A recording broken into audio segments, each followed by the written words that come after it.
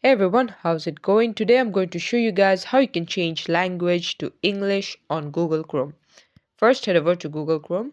Now, at the top right, you see three icons or three dots. You want to click on the absolute right one, and then you want to go to settings. From there, scroll down until you find something called languages. Click on this.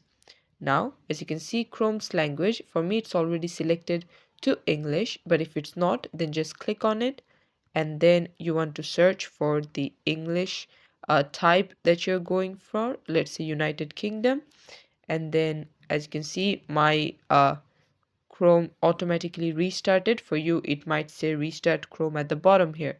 Now, if you still keep seeing texts in your native language, what you want to do is below preferred language. As you can see, I have my language as Bangla.